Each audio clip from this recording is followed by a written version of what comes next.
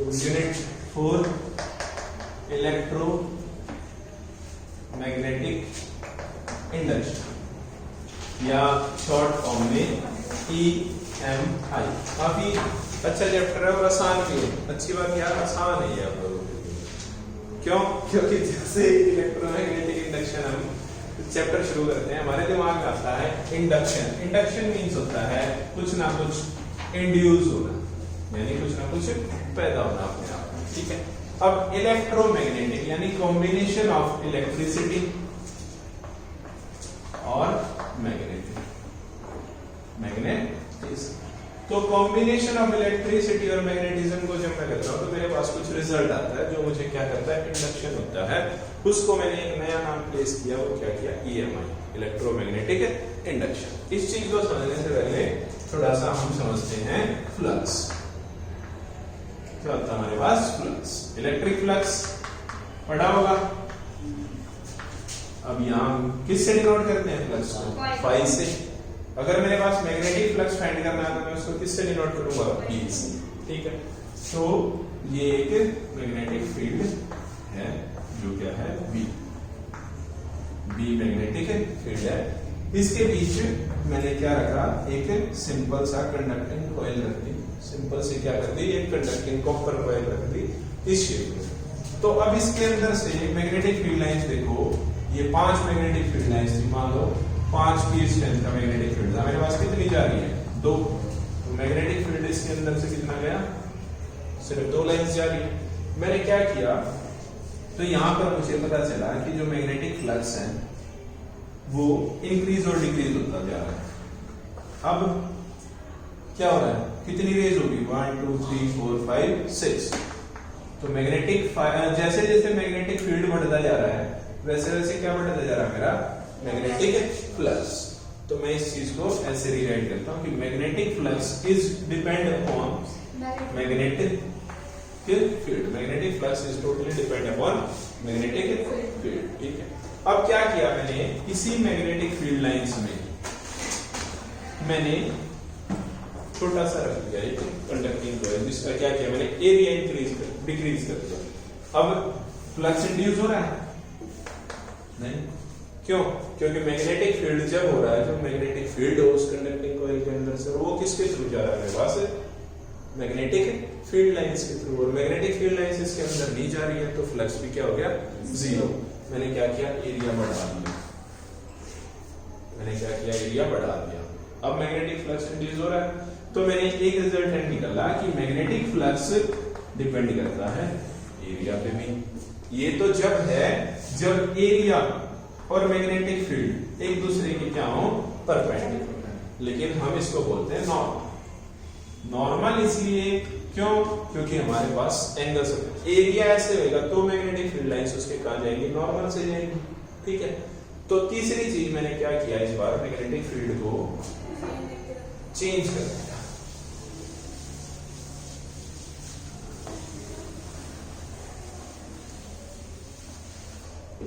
क्या किया कि भाई इस बार मैंने एरिया कुछ इस डायरेक्शन में लिया और मैग्नेटिक फील्ड लाइंस इस डायरेक्शन में लिया।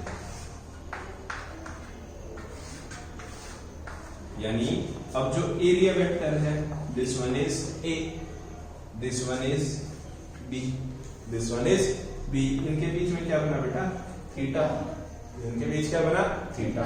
तो मैग्नेटिक फ्लक्स मैं कहूंगा चलो एरिया पे तो डिपेंड कर रहा है, लेकिन मैग्नेटिक फ्लक्स जैसे ही मैं मैग्नेटिक फील्ड लाइंस पे आता हूं तो जैसे ही कोई चीज अपनी डायरेक्शन को चेंज करती है विद रिस्पेक्ट टू थीटा, तो उसको मैं किस में प्लेस करता हूं, रेक्टेंगुलर कंपोनेंट्स में। तो रेक्टेंगुलर कंपोनेंट्स में इसको जो मैंने प्लेस किया, B को, इस एरिया वेक्टर को, मैं अभी चलो इसको एरिया वेक्टर इसी से डिफाइन करूंगा।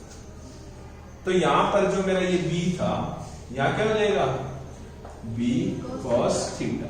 यहाँ क्या हो जाएगा, B sin थीटा। तो मैग्नेटिक फ्लक्स एक बार तो एरिया के तो हमेशा क्या रहेगा, नॉर्मल रहेगा। लेकिन इस बार मैग्नेटिक फील्ड लाइंस ने क्या कर लिया, एंगल सब्स्टिट्यूट कर लिया। तो इस बार मेरा किसके अलोंग होगा, B cos थीटा। ठीक है। बाय चांस मेरे पास इस बार जो एंगल सबटेंड कर रही है वो कौन है? एरिया। एरिया वेक्टर इस बार हमारे पास ऐसा नहीं है, यानी मैग्नेटिक फील्ड तो अपने पाथ से जा रही है, मैग्नेटिक फील्ड अपने पाथ से जा रही है, ठीक है। एरिया मैंने ऐसा कर दिया, एरिया मैंने कैसे कर दिया, थोड़ा सा वो जैसे ये बुक है तो उसको ऐसे रखो। अब इनका जो एरिया वेक्टर है वो ये गया, इनका एरिया वेक्टर ऐसे गया। मैग्नेटिक फील्ड लाइंस के साथ इसने क्या बनाया? एंगल बनाया, क्या बनाया? थीटा। अब इसके भी रेक्टेंगुलर कंपोनेंट्स डाल देता हूं, यानी this one is a cos theta and this one is a sin theta। तो फिर से मेरे पास रिजल्टेंट आ गया, QB is equal to a cos theta और QB यानी flux is equal to B। भाई सबसे पहली चीज हमें अब तक क्या पता चली? Flux. when magnetic field lines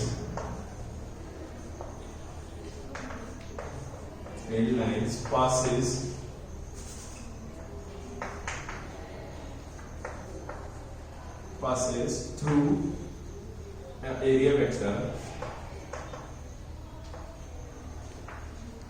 when it is placed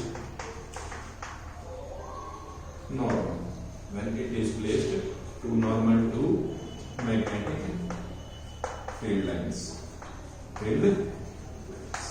हमने अभी तक ये लिखा, लेकिन मैं इन तीन टर्म्स में से अगर इनको कंबाइन करता हूं तो मुझे सबसे पहली टर्म में मिलता है magnetic flux is equal to B. Second term में मुझे मिलता है magnetic flux is equal to B A B cos theta. जब मैंने क्या किया था? मैग्नेटिक फील्ड लाइंस को एंगल सबटेंड किया था, ये सेकेंड है। थर्ड में मैंने क्या किया था? बी ए कॉस थीटा, बी ए कॉस थीटा, ठीक है।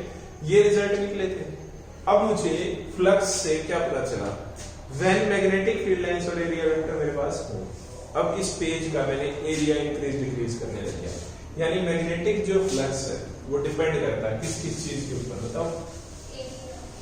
एरिया के, मैग्नेटिक फील्ड के, और angle subtended between area and magnetic field lines. तो मैग्नेटिक फील्ड को मुझे इंक्रीज करना, अगर मैं इसको लिखूं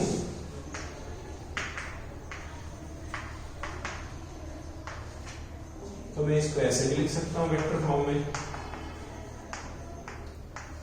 क्योंकि cos थीटा लगता है तो मुझे क्या लगाना होता है? Dot product. और इसी से मुझे क्या पता चल गया? It is a scalar quantity, it is a scalar quantity. Scalar quantity है तो स्केलर क्वांटिटी की वजह से मुझे बी ए है। अगर बी इंक्रीज हो रहा है तो मैग्नेटिक फ्लक्स इंक्रीज हो रहा है, एरिया वेक्टर इंक्रीज हो रहा है तो मैग्नेटिक फ्लक्स इंक्रीज हो रहा है। लेकिन एक केस है हमारे पास, मेरे पास मैग्नेटिक फील्ड लाइंस सिर्फ इतनी है, सिर्फ 4 है, जिसमें मेरे पास एरिया वेक्टर कुछ ऐसा था, एरिया वेक्टर ऐसा, बल्कि इसको भी बड़ा बना देते हैं, चारों लाइन इसके अंदर थी, चारों लाइन का मिलकर।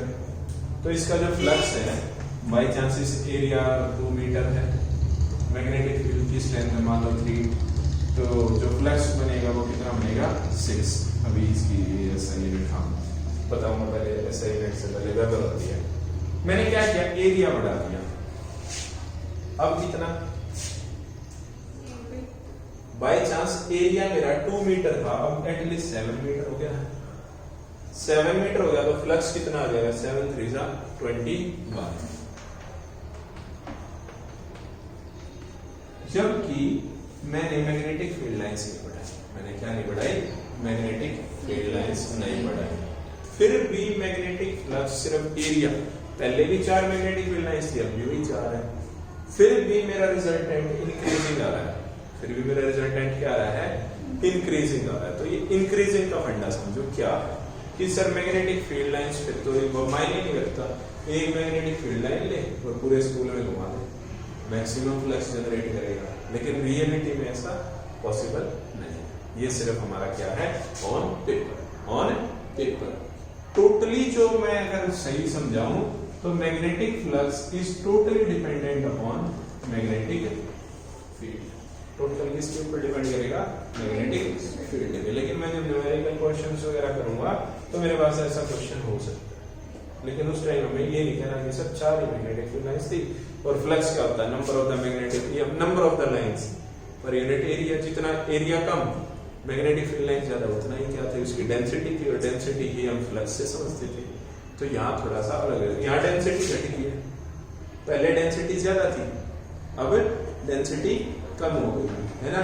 तो डेंसिटी वाला पंगा मतलब ये रखना है कि सर कंफ्यूज हो गए। रिजल्ट मेरा आएगा, रिजल्ट मेरा आएगा और मुझे 100% क्या बोलना है कि ये yes it will be increase. ठीक है, करती है बिल्कुल टोटली। मैंने यही तो समझा, बी पे, ए पे और उसके थीटा पे, जिस एंगल पे उसका इंक्रीज हुई तो है। रिजल्टेंट में मेरे पास इंक्रीज हुई है, रियल लाइफ में नहीं हुई। रियल लाइफ में तो मैंने कहा फिर तो मैंने एक मैग्नेटिक फील्ड लाइन प्रोवाइड करे और यहीं पर अपना थर्मल पावर प्लांट लगा ले, लो भाई इंडक्शन होता रहेगा। फिर वो जो पावर हाउस वाले हैं जो हमें बिजली देते हैं, मीटर का बिल आता वगैरह, वो कहाँ से लाएंगे पैसा? वो भी तो यहीं से लाएंगे ना। तो ऐसे तो फिर हमें कुछ भी पॉसिबल है। तो ये सिर्फ एक रिजल्टेंट था, असली डिपेंड करता है वो किसके ऊपर? Magnetic field. थीटा के ऊपर भी रखता है। थीटा जैसे मैक्सिमम कब होगा फ्लक्स? नहीं,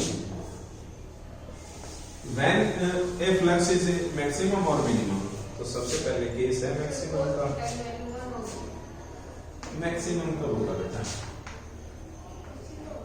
when theta is equal to 0 degree. It means B और A की डायरेक्शन एक दूसरे के क्या होनी चाहिए?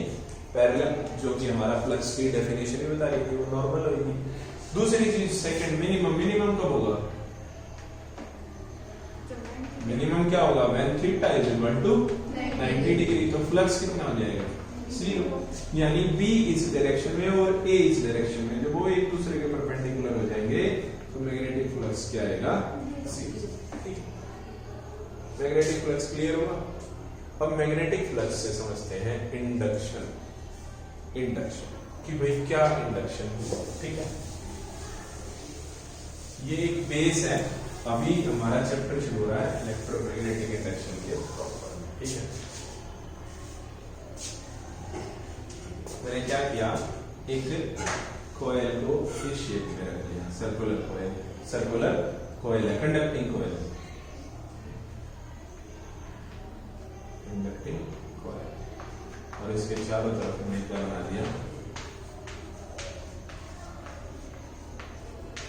एक स्ट्रॉन्ग मैग्नेटिक फील्ड जिसकी डायरेक्शन है ये वाली। कंडक्टिंग कॉइल रखी।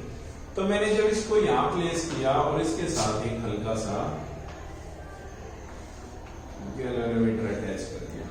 अब जो गैल्वेनोमीटर है वो क्या करता है? सेंस करता है। अ लिटिल बिट, छोटे से करंट को भी वो क्या करता है? सेंस करता है। तो इसको इसमें प्लेस किया, कंडक्टर को मैंने किसी से कुछ ज्वाइन नहीं कर रखा है, इसको किसी बैटरी से ज्वाइन नहीं किया। एक वायर है, उसको सर्कुलर शेप दी और उसको किस में रख दिया? सर्कुलर नहीं, रेक्टेंगुलर ले लो, कुछ भी ले लो। तो मैंने मैग्नेटिक फील्ड में रखा। तो मेरे पास जो करंट की वैल्यू है वो क्या है? 0। जो इसके अंदर अगर मुझे G पे डिफ्लेक्शन चेक की मैंने, तो मेरे पास G की डिफ्लेक्शन क्या है? 0, क्योंकि करंट तो है ही नहीं, करंट है। तो फैराडे ने यही चीज क्या की थी? उसने क्या किया? मैग्नेटिक फील्ड को चेंज करने लग गया। चेंज, मैग्नेटिक फील्ड क्या करने लग गया? चेंज करने लग गया। बाय चांस यहां से मैग्नेटिक फील्ड लाइंस जा रही थी।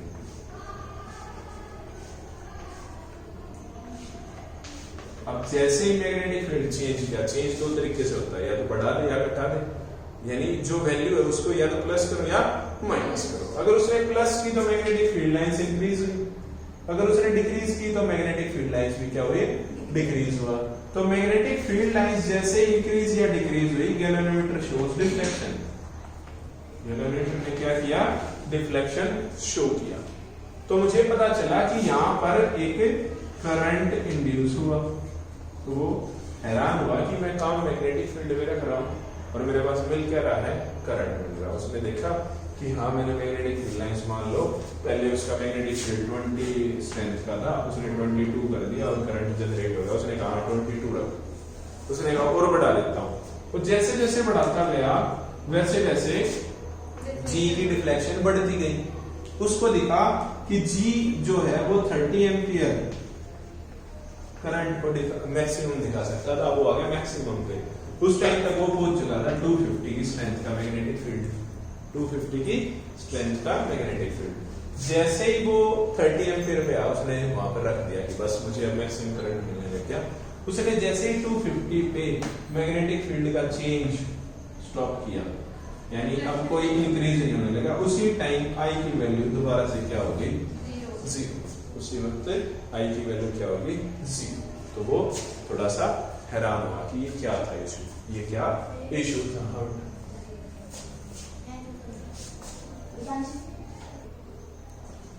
तो आई की वैल्यू एकदम से क्या होगी, जीरो। उसको लगा कि मेरे मैग्नेटिक फील्ड लाइंस की कोई प्रोसेस नहीं है, तो उसने क्या किया इस बार नेक्स्ट टाइम उसने इसका डायमीटर या तो इंक्रीज कर दिया या डिक्रीज कर दिया, या डिक्रीज कर दिया। उसने क्या किया, वो जो कंडक्टिंग कोयल सर्कुलर शेप में थी उसको या तो भीड़ा कर दिया या चौड़ा। भीड़ा कर दिया तो number of the magnetic field lines और एरिया, तो फ्लक्स जनरेट हो रहा है। बढ़ा दिया तो भी फ्लक्स जनरेट हो रहा है, चेंज तो हो रहा है ना फ्लक्स। और जैसे ही वो उसने एरिया इंक्रीज करता गया, एरिया इंक्रीज करता गया, करंट फिर से इंड्यूस होने लगा। उसको लगा मैक्सिमम करंट मिल गया, तो उसने क्या किया, फिर से एरिया को चेंज करना छोड़ दिया। उसने एरिया को भी क्या रख लिया, कांस्टेंट। एरिया को कांस्टेंट रखा, अगेन आई की वैल्यू क्या हो गई, जीरो। अगेन आई की वैल्यू जीरो होगी। उसको दो चीजों से समझ आया कि जैसे जैसे चेंज इन मैग्नेटिक फील्ड और चेंज इन एरिया, अब जैसे डायमीटर इंक्रीज, बिल्कुल एक सर्कुलर का एरिया क्या होता है, पाई आर स्क्वायर, और रेडियस इंक्रीज डिक्रीज होगा तो चेंज इन एरिया। और हमने अभी तो पढ़ा है बी ए, तो फ्लक्स चेंज हो रहा है, फ्लक्स चेंज तो करंट भी चेंज, और चेंज की वजह से करंट इंड्यूस हो रहा है। दो चीज हो गई कि भाई जैसे ही एरिया में चेंज आया, या फिर ईदर वर्ड यूज कर लूं मैं कि या तो मैग्नेटिक फील्ड चेंज हो रहा हो या एरिया चेंज हो रहा हो, या बोथ, या फिर बोथ, दोनों भी चेंज हो रहे हैं एकदम। मान लो उसने एरिया भी इंक्रीज डिक्रीज करना शुरू कर दिया और मैग्नेटिक फील्ड भी इंक्रीज डिक्रीज करने लग गया, तो भी मेरे पास आई क्या होगा, इंड्यूस होगा।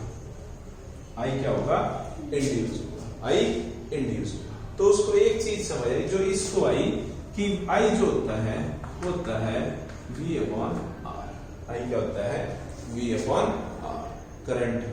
तो उसको समझ आए कि जो पोटेंशियल डिफरेंस है, अब देखो उसने वायर का जब रेडियस चेंज करने लगा तो लेंथ चेंज हो रही है, रेडियस आर भी, रेजिस्टेंस भी चेंज हो रहा है उस वायर का, इंटरनल रेजिस्टेंस। स्मॉल आर से हम उसको क्या लिखते हैं, इंटरनल रेजिस्टेंस। वायर की लेंथ चेंज हो रही है तो इंटरनल रेजिस्टेंस काम आ रहा है। मैग्नेटिक फील्ड चेंज हो रहा है तो आर क्या हो रहा है, कांस्टेंट है। आर क्या हो रहा है, कांस्टेंट है। अगर एरिया चेंज हो रहा है तो आर है, और अगर बी चेंज हो रहा है तो आर नहीं है। तो उसको कुछ देर के लिए समझ आया, it produces not potential difference, it produces N EMF. और उसको उसने किससे नाम दिया, ई से ही डिनोट किया, और उसने कहा डेल्टा फाई डेल्टा टी। डेल्टा क्या होता है, चेंज, है ना। यानी इसको मैं क्या लिख सकता हूं, phi two minus phi one upon T two minus T. Change ऐसे निकालते हैं, फाइनल माइनस इनिशियल, तो final flux minus initial flux, final time minus initial time. भाई मुझे पता चल गया। और इसको हम ऐसे भी लिख सकते हैं, D phi B upon D T, D phi B upon D T. तो ई की वैल्यू है। अब आ जाते हैं कि ये जैसे जैसे चेंज हो रहा था, बी इंक्रीज या डिक्रीज हो रहा था, तो उसके सामने एक साइन लगा रखा है, नेगेटिव।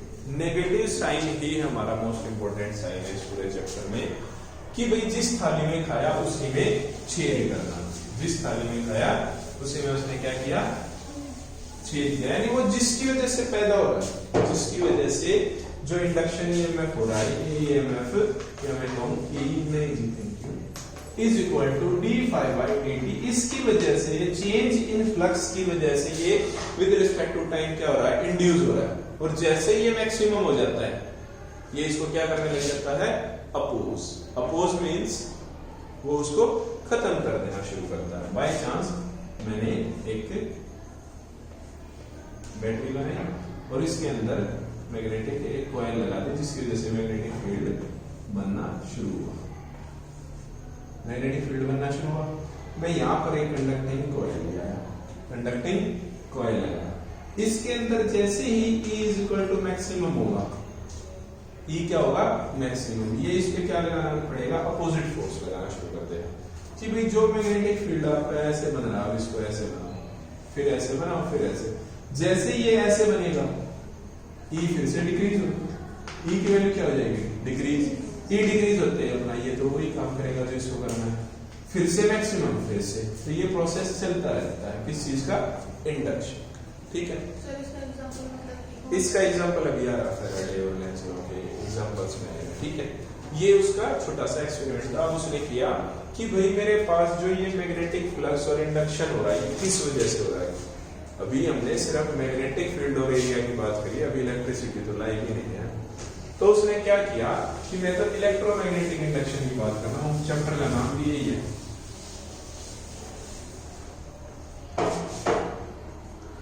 तो उसने एक सोलेनॉइड लिया जिसके अंदर गैल्वेनोमीटर अटैच कर दिया। तो देयर इज आई की वैल्यू क्या है, 0। करंट क्या है, 0। करंट की वैल्यू क्या है, 0। एक बार मैग्नेट लिया, उसको उसके पास प्लेस किया कि भाई देखता हूं मैग्नेट से करंट पैदा हो रहा है। इलेक्ट्रोमैग्नेट मैग्नेटिक फील्ड से तो हो रहा था। मैग्नेटिक फील्ड कब जनरेट होता है, जब मेरे पास क्या हो, मैग्नेट हो। तो उसने क्या किया, एक छोटा सा बार मैग्नेट लिया कि भाई इससे पैदा करके देखता हूं। तो उसने जब उसको रेस्ट पे रखा, ये फर्स्ट लॉ है फैराडे का, तो उसने क्या किया, देखा जी में कोई डिफ्लेक्शन नहीं हो रही। वो इसको क्या करने लगे, इसके पास लाने लगे, उस बार मैग्नेट को जैसे ऐसे लाने लगे, तो जी में डिफ्लेक्शन होने लगी, वो रुक गया। फिर से जी की वैल्यू क्या हो जाएगी, 0। जी में डिफ्लेक्शन क्या हो जाएगी, 0। वो उसको दूर ले जाने लग गया। फिर से उसने जैसे ही उसमें मोशन आ रहा था, वैसे वैसे आई की वैल्यू बढ़ रही थी, इंक्रीज हो रही थी। जैसे ही मोशन आ रहा था, आई की वैल्यू इंक्रीज हो रही थी। वो चाहे उसको बस ये लगा कि जब मैं इसको इस डायरेक्शन में ला रहा हूं तो डिफ्लेक्शन इस तरफ आ रही है, जब उस तरफ लेके जा रहा हूं तो डिफ्लेक्शन इस तरफ आ रही है। ये तो हमारा left hand right hand thumb rule explain कर देता है कि deflection north pole south pole क्यों है।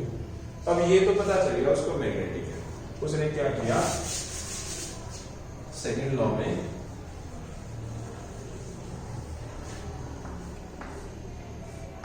एक बैटरी से कनेक्ट किया। इस बार क्या बनाया उसने, पहले एक मैग्नेट बनाया, इस बार क्या बनाया, इलेक्ट्रिसिटी से। तो इलेक्ट्रिसिटी से ये जो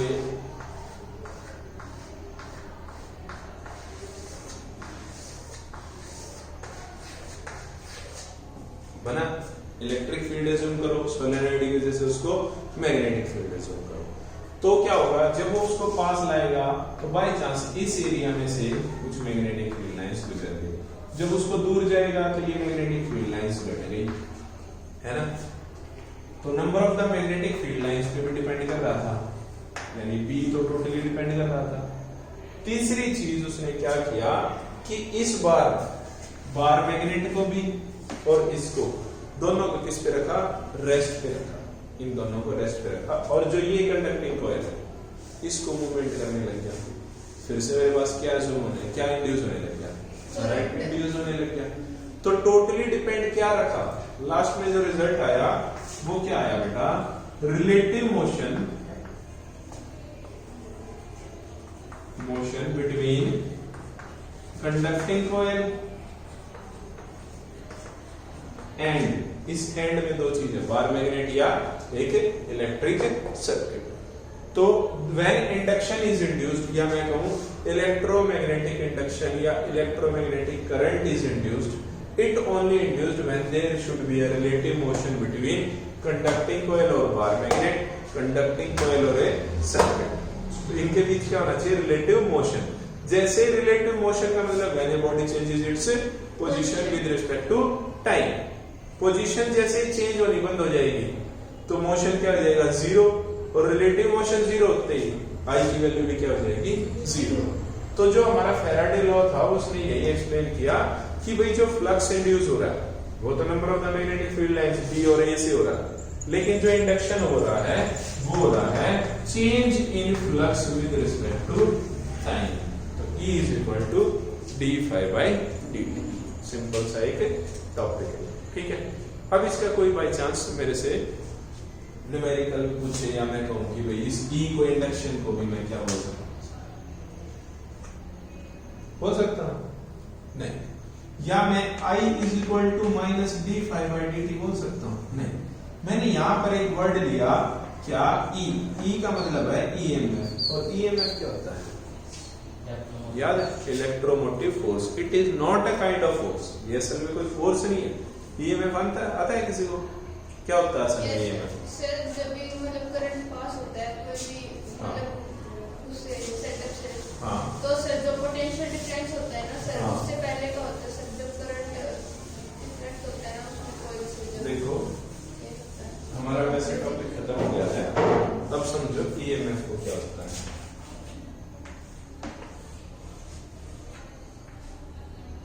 हमारे पास सेल होता है, घड़ी वाला सेल, उसके ऊपर एक पॉइंट होता है पॉजिटिव, नीचे ये पूरा बड़ा होता है। घड़ी का सेल ऐसा ही होता है, मैंने थोड़ा सा मोटा बनाया। ये पॉजिटिव पॉइंट, ये नेगेटिव पॉइंट, यहाँ तो कहीं से कनेक्ट कर लो, पूरा गड्ढा होता है। मैंने जैसे ही इसको एक बल्ब से कनेक्ट किया, बल्ब चलेगा। तो जो पोटेंशियल डिफरेंस होता है वो क्या होता है बेटा, VA VP। By chance positive negative ले सकते हैं, V पॉजिटिव V नेगेटिव, यानी इन दो के बीच का जो डिफरेंस है वो क्या है, पोटेंशियल डिफरेंस। वो क्या है, पोटेंशियल डिफरेंस। बाय चांस ये पॉजिटिव टर्मिनल पे इसके अंदर बहुत सारे इलेक्ट्रॉन्स पड़े इलेक्ट्रोलाइटिक फॉर्म में, क्योंकि इस सेल के अंदर इलेक्ट्रोलाइटिक सॉल्यूशन होता है, इलेक्ट्रोकेमिकल एनर्जी कन्वर्ट होती है इसमें इलेक्ट्रिकल एनर्जी। तो बहुत सारे इलेक्ट्रॉन यहां से चले, इनके पास क्या थी, फुल एनर्जी। इलेक्ट्रॉन्स के पास क्या थी, एनर्जी। वो यहां पहुंचे, जैसे ही बल्ब के रेजिस्टेंस ने उनकी एनर्जी को क्या कर दिया, लोवेस्ट कर दिया। उनकी एनर्जी को क्या कर दिया, लोवेस्ट। बेचारे जैसे तैसे पहुंचे अपने नेगेटिव टर्मिनल से। यहां से यहां तक जो इनको ये एनर्जी गेन हुई, this is known as EMF। It is known as EMF। The energy gained by the electrons inside the battery or a terminal is known as EMF। उनको इतना फोर्स प्रोवाइड करना, इतना फोर्स प्रोवाइड करना कि वो एक round लेके आ जाए, फिर से अपनी एनर्जी। जैसे आप लोग घर पे पापा से पैसे लिए 500 रुपए, 480 फूके 20 रुपए का किराया बचा है, घर पहुंच गए, दोबारा फिर 500। ऐसा ही करते हैं ना भाई, अपनी एनर्जी को वेस्ट करके आए 480 रुपीज को, बाकी के जो 20 रुपीज है जैसे तैसे घर पहुंच गए, जीरो नहीं करके आएंगे। अब ये तो नहीं कहेंगे ना सर सेल्स भी रोडवेज में बैठ के आ सकते हैं, इलेक्ट्रॉन्स तो हम आ सकते हैं, लेकिन कभी कभी वो 20 रुपए महंगे पड़ जाते हैं। तो क्या वो जो एनर्जी प्रोवाइड की जाती है इनसाइड द बैटरी, दो टर्मिनल्स के बीच का जो EMF होता है वो होता है टर्मिनल्स के बीच में, और जो आउटसाइड होता है वो होता है potential difference between 2 points, 2 terminals of A battery. और EMF is the inside terminals के बीच में जो उसको एक एनर्जी प्रोवाइड की गई, वो क्या होता है, EMF। क्लियर है, EMF। अब मैं अगर इस पोटेंशियल डिफरेंस को हटा दूं तो मैं यहां तक भी क्या बोल सकता हूं, इसको EMF। इसका रिलेशन आपको याद भी होगा, potential difference is equal to EMF minus I is the current और R is the internal resistance of the cell। देखो इन दो टर्मिनल्स के बीच में भी तो कुछ ना कुछ रेजिस्टेंस है, इंटरनल रेजिस्टेंस है, ठीक है। तो ये देखो V की value, V is smaller than EMF, क्योंकि जब एक इलेक्ट्रॉन को यहां से मैंने एनर्जी देना शुरू किया, इस वक्त इसकी मैक्सिमम एनर्जी, जैसे जैसे चल रहा है इसकी एनर्जी क्या होती जा रही है, डिक्रीज, फिर से यहाँ पहुंच गया। इस रिलेशन से भी अगर आप लोग देखेंगे तो V की वैल्यू निकालते हैं, बाई चांस EMF 2 है, माइनस IR की वैल्यू 1 है, तो result velocity sorry potential difference कितना आया, 1। अब बताओ मुझे EMF बड़ा हुआ या पोटेंशियल डिफरेंस, EMF। तो हमेशा इस रिलेशन से भी आप लगा सकते हैं कि EMF में से चाहे वो 0.0001 का माइनस हो रहा हो, इसका मतलब ये इससे कितना प्लस है 0.000। क्लियर है ये? कल पढ़ेंगे।